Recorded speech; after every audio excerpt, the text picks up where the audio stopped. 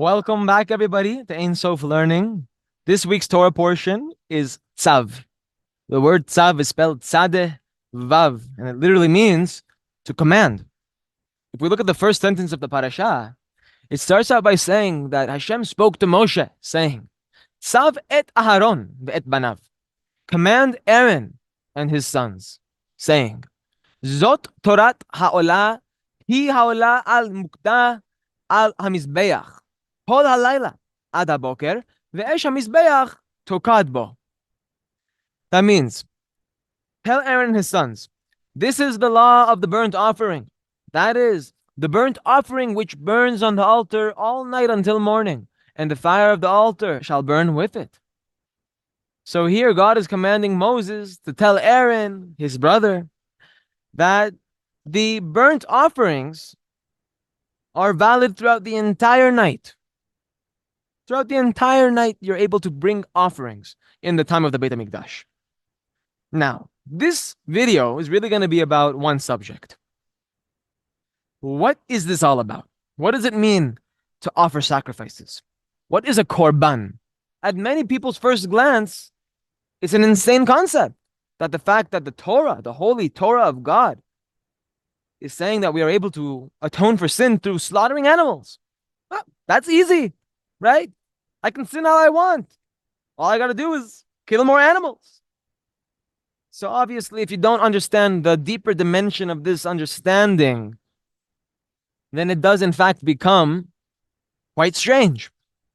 So we're going to go to many different sources. We're going to learn the Kabbalah behind giving korbanot, what it means for us today, because as you know, we don't have the Beit HaMikdash for now. We're going to build it soon. It's coming in our days. We got to get rid of that pimple in the land.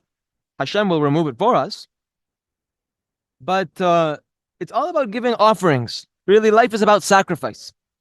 So we're going to have to learn what the deeper meaning there, not just practically for my psychological well-being, because there's an idea that the reason for the sacrifices is that it should have a profound psychological effect upon the person bringing the sacrifice. That they will realize in that moment that that animal that's being sacrificed should be them, because they're the one who committed the sin, not the animal. Therefore, why should the animal suffer? But nevertheless, that was one of the options, to bring an animal. That was the way you would do it. That was the way you would atone for the sins in those days. And you would put your hands upon the head of the animal, and it would have a transformative effect upon the psyche of the person to realize that this animal is about to be killed because of your sins. But of course, there's a much deeper than just the psychological effect that it has, although that is true. The Ramban brings that is the reason, one of the reasons for bringing korbanot, is that the effect that it has on your psyche. It brings you to do teshuvah. But that really is the point. The point is the teshuvah. Even if you have a psychological effect, but it doesn't bring you to actually change your ways. Because just regretting it and feeling the psychological effect, that's not teshuvah.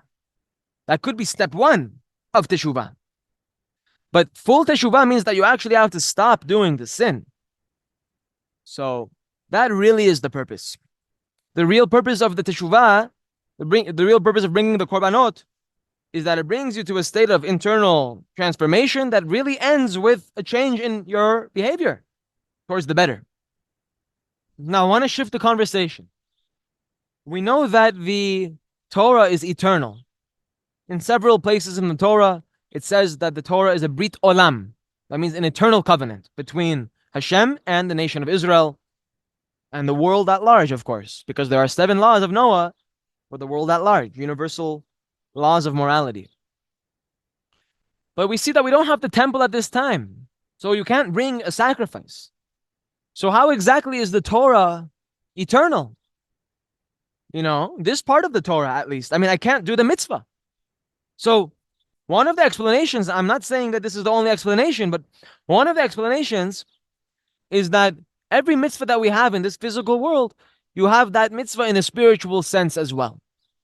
So although I cannot do the mitzvah physically, I cannot give an animal on the altar, I can't go to the temple, to the Beit HaMikdash, and bring a sacrifice. But the concept of sacrifice is spiritually applicable today. And actually, it accomplishes the same thing. that bringing sacrifices accomplishes. So now, in order to explain, I want to take you to the verse in the previous week's Parasha, Vayikra. I know we're in the Parasha of Tzav this week, but the Parasha of this week is the same theme as last week, so it wouldn't really make a difference. We're talking about giving sacrifices. So I want to take you to a verse from last week, which is the second verse of the Parasha of Vayikra. Daber el bnei Yisrael, ve'amarta aleihem, Adam ki yakriv mikem korban. God spoke to the children of Israel and said to them, a person who brings from among you a korban to Hashem, from animals, from cattle, or from the flock, you shall bring your sacrifice. But guys, what is the problem with this verse? There is something that doesn't make sense here. It says, Ki yakriv mikem korban. A person who brings from among you a korban. That means that the korban is coming from among you. It's a very shocking terminology here. It almost sounds like the Torah is telling us that we need to give up a human sacrifice. It says, Adam ki yakriv mikem, from among you, korban ladonai, a korban to Adonai. So how do we make sense of this? What does this mean? We know that the animals that we would give up as korbanot in the time of the Beit HaMikdash was a literal, physical animal. But also we know that the Kabbalists teach us that a person has two aspects to their nefesh. There's the nefesh elokit, and there's the nefesh bahamit. The nefesh elokit is the godly aspect of the nefesh, the godly soul, so to speak. While the nefesh bahamit is the animal soul, that part of the person that brings them down, that keeps them from reaching the spiritual heights, that brings them a voice of selfishness, an inclination of selfishness, and hijacks in many ways. Nefesh bahamit, the animalistic instincts of a person, takes over the influence of the soul, and we have to reverse that. How do we reverse it? We've got to give the nefesh bahamit up as a korban. That's what it means to sacrifice your soul for Hashem. We call it mesirut nefesh. Mesirut nefesh means to sacrifice the nefesh bahamit, the animal soul, up to Hashem on an altar. What altar? What's an altar? We don't have the altar anymore. Yes, we do. The human being is the temple. Therefore, the altar is the heart. And we are here to give our heart, actually, we're giving our heart as a sacrifice to Hashem. And when we do that, we have then equalized our form with Hashem, and therefore we become close to Hashem. What's the one thing that keeps us from being close to God? The desire to receive for the self alone. A person that contains the desire to receive for the self, which means ratzon atzmi, which is the same initials as ra, which means evil. A person who contains selfish desire, what we call evil, that evil that exists within them, that selfishness, is precisely what distances them from Hashem, from feeling, from seeing, from living, from doing the will of Hashem, the truth of Hashem. When we sacrifice, which means once we transform this selfishness, this aspect of our nefesh, that desires to take for himself, doesn't care about anybody else, doesn't care about God, it only cares to satisfy his own desires. Once we sacrifice that part of our nefesh, and we transform it, not destroy it, transform it into a voice of holiness, into a force of goodness, it is at that moment that you can say that you are close to God and that you have given a korban. Korban has the same letters as kuf resh bet, which means karav, to become close. So once we transform that aspect of receiving into giving, we have then equalized our form with Hashem. And of course, we've learned in Talmud Eser Sefirot that it is none other than through similarity of form, what we call hishtavut surah. Hishtavut surah brings kiruv, brings closeness between man and God. The more you emulate the attributes of Hashem, which we know can be broken down into 13 attributes. El, Rachum, Vechanun, Erech, Apayim, Verav Chesed, Ve'emet, Notzer Chesed La'alafim, Nosa'avon Va'fesha, Bechata Venake.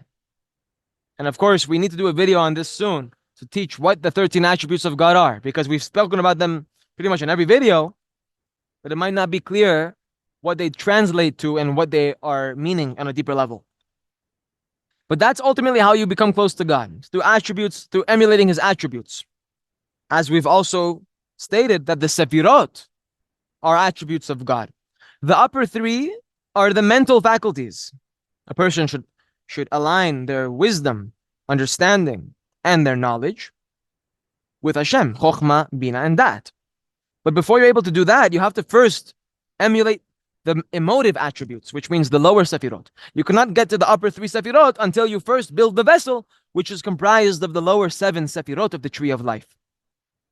Chesed, Gevura, Tiferet, Netzach, Hod, Yesod, and Malchut. Chesed is love of God. Gevura is fear of God. Tiferet is Yichud, which means having the intention to unite heaven and earth. Netzach is Bitachon, that means trust in God. Hod is Temimut, that means integrity.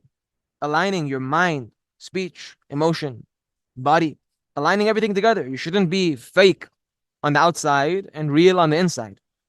Or pretend to be nice on the outside, but really be corrupt inside. You should be an integrated person. That's Hod. Then Yesod is Emet. That means Torah. The only thing that I can point to and say that it's Emet is the Torah. So that means everything in the world, if it's not somehow contained within the Torah, you know for sure, stay away. Anything that doesn't agree with the Torah, stay away. Because most likely, it's coming from foreign ideas that are rooted in, if it's not rooted in oneness, if it's not rooted in the oneness of God, which means the Torah, then therefore it cannot be rooted in anything good, anything holy.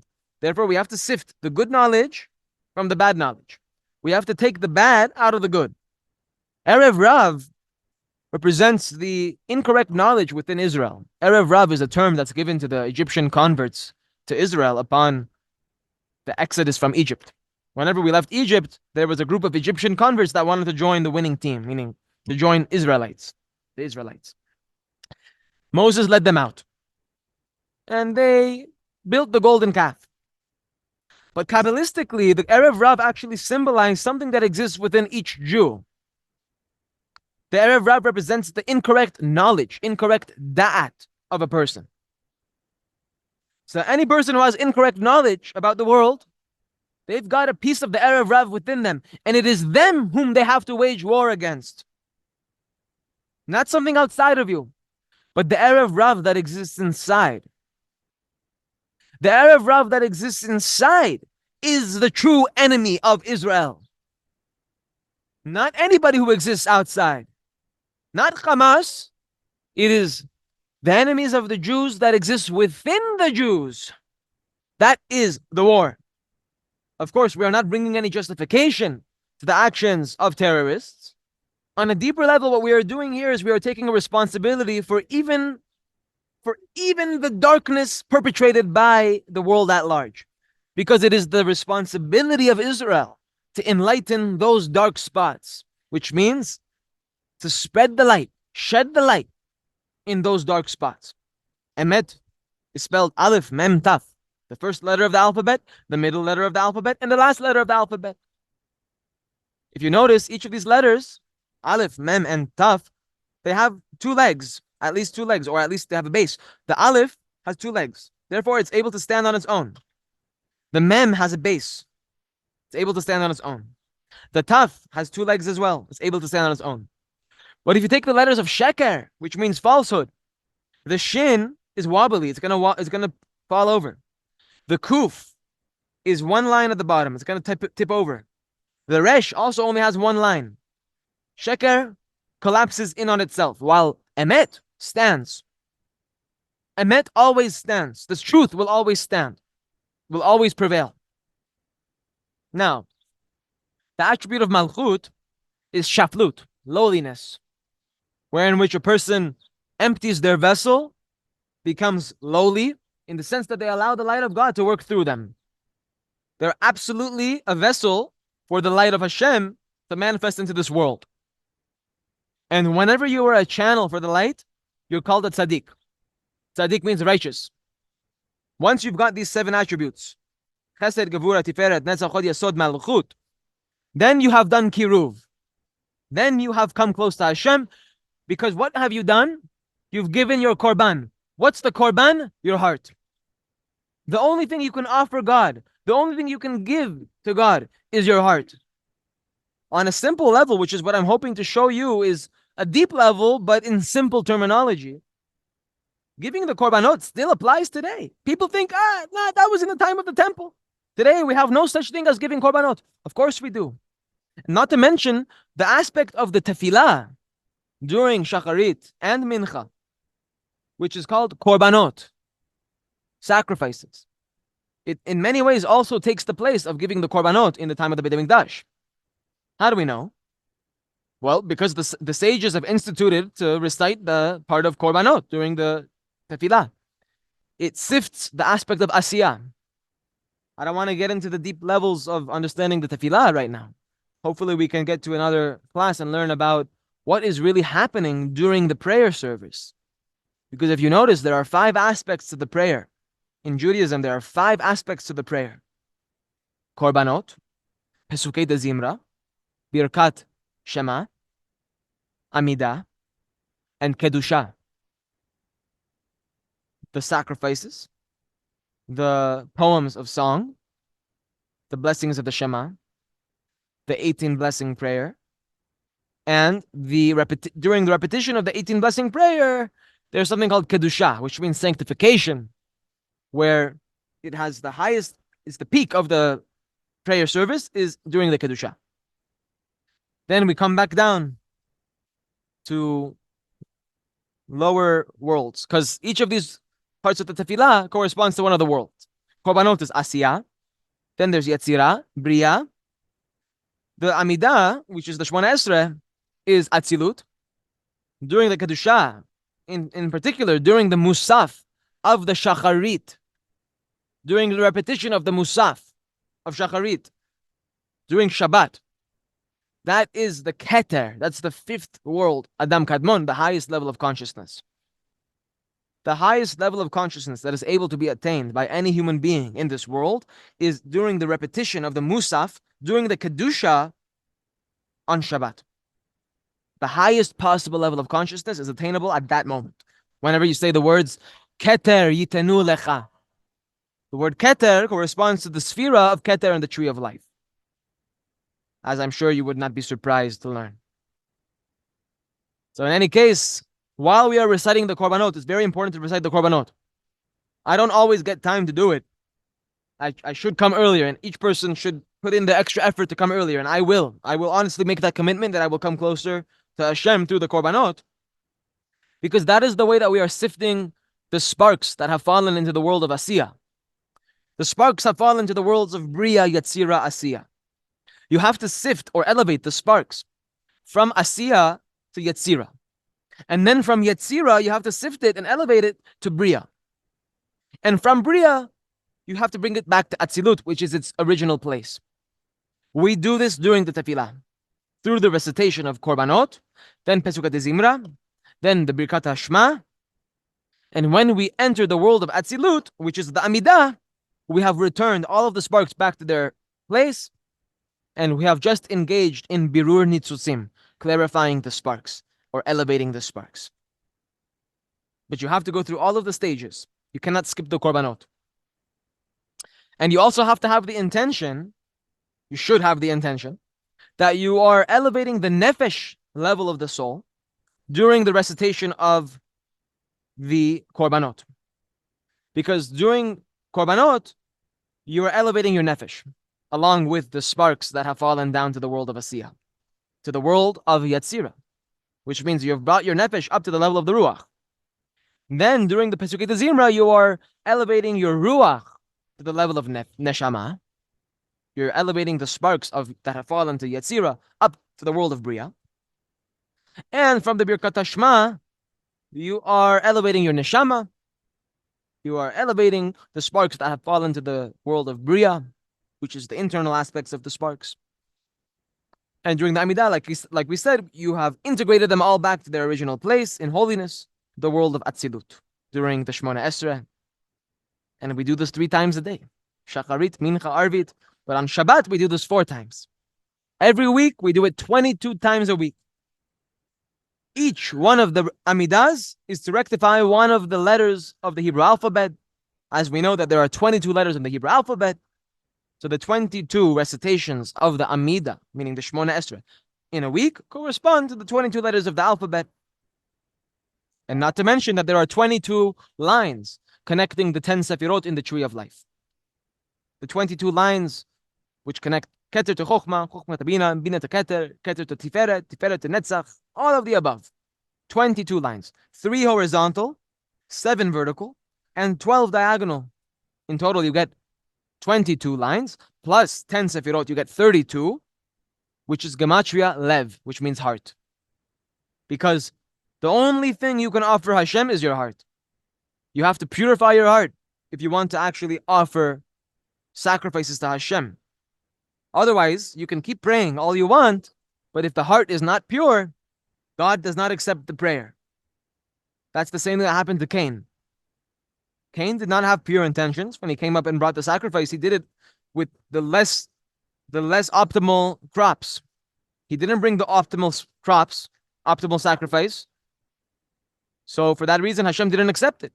So of course, in our days, it's the same thing. You don't have a pure heart. You're not really manifesting your potential.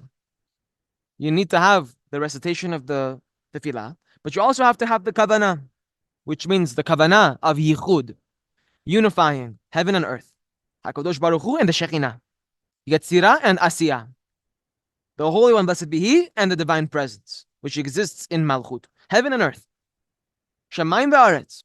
That's the kavanah during tefillah. But during the individual parts of the tefillah, as I've said, you have to have the kavanah to elevate your soul, to elevate the sparks, etc., etc. So that was a introduction, if you want, to korbanot, what they mean for us today. And I hope that it offered some sort of a clarification, because many people might be confused.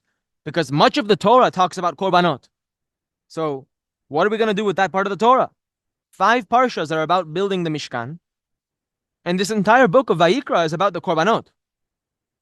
Unless you want to say that a large portion of the Torah is no longer applicable today, which God forbid you should ever believe that for a second, because the Torah is an eternal document, so we have to find out the spiritual meaning, so that way we can fulfill it still in our day, and we are able to fulfill it through sacrificing the nefesh bahamit that exists within us, because man's heart is evil from his youth.